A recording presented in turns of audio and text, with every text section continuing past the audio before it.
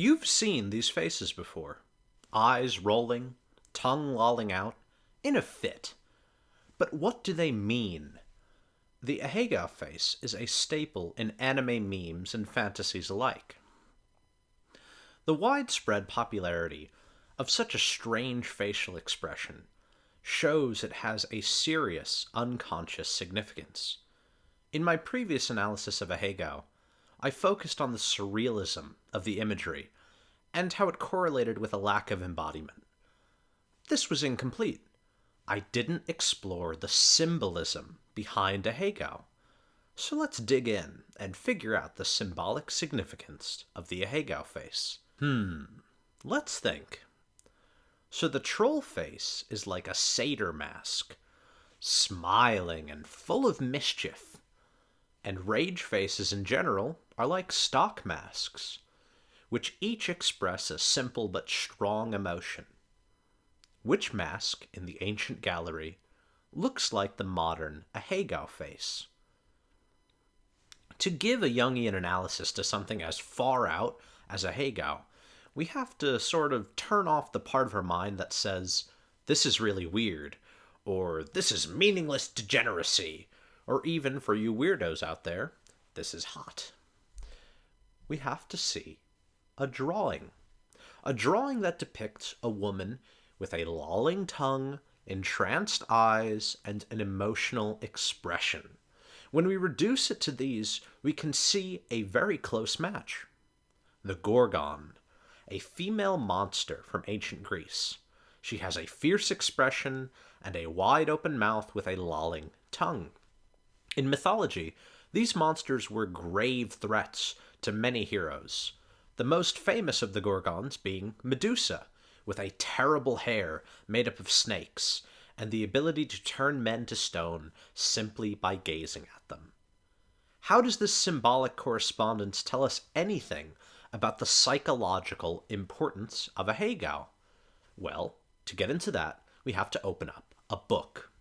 One of my favorites, in fact, Camille Paglia's Sexual Personae, Art and Decadence, from Nefertiti to Emily Dickinson. This book has been a profoundly influential one, especially on the ideas I talk about in these videos. So if you want to dig deeper into the symbolism I draw from the internet, give her a read. She's a ton of fun. Anyway, back to the Gorgon and the Ahegao faces. Paglia writes, "The Great Mother is the master image, from which split off surrogate subforms of female horrors like Gorgon and Fury. The vagina dentata literalizes the sexual anxiety of these myths. The toothed vagina is no sexist hallucination. Every penis is made less in every vagina, just as mankind, male and female, is devoured by Mother Nature. The Greek Gorgon was a kind of vagina dentata. In archaic art, she is a grinning head with beard, tusks, and outthrust tongue. So we see that the Gorgon is a very sexual symbol, like Ahegao, and shares in her expressions. Curious. She continues, "Men, never women, are turned to stone by gazing at Medusa. Freud interprets this as the terror of castration felt by boys at their first glimpse of female genitals. Richard Tristman feels the staring mechanism involved in male consumption of pornography, which is called scopophilia, is a compulsive scrutiny or searching for the missing female penis. That female genitals do resemble a wound is evident in those slang terms, slash and gash. Huysmans calls the genital flower a hideous flesh wound. Flower, mouth, wound. The Gorgon is a reverse image of the mystic rose of Mary.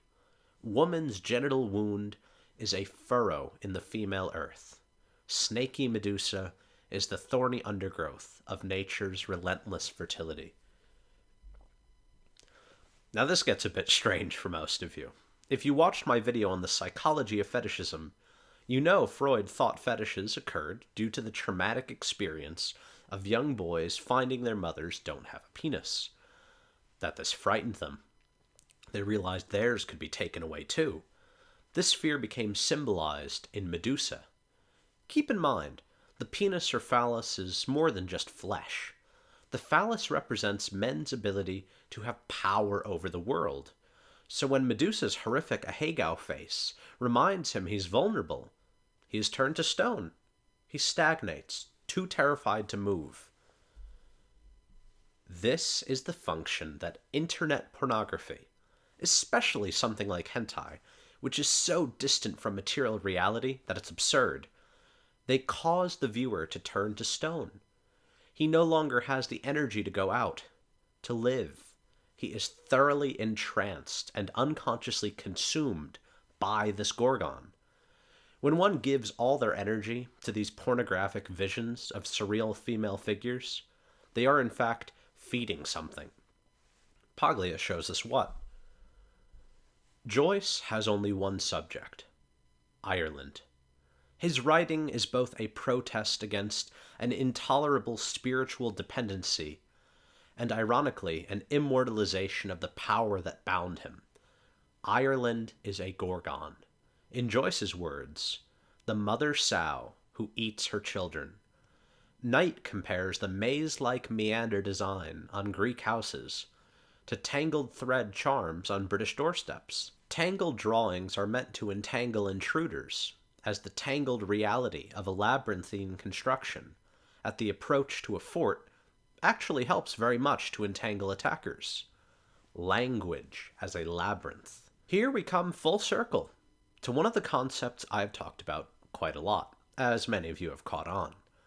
But you can see through her writing, my concept of the Devouring Mother is not something I pulled out of nowhere, and that the symbolic links between something as silly as the Ahegao face and as archaic as the Gorgon's head can be very clearly demonstrated. To Paglia, the Gorgon is a subform of the Great Mother, the Devouring Mother. She viewed these as chthonic spirits. The internet is a secondary chthonic realm, a second nature, the other world. An additional amusing but important element is the devil's fear of vaginas.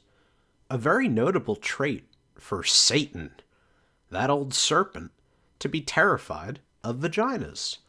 Freud views this as a secondary symbol, following the castration anxiety induced by Medusa.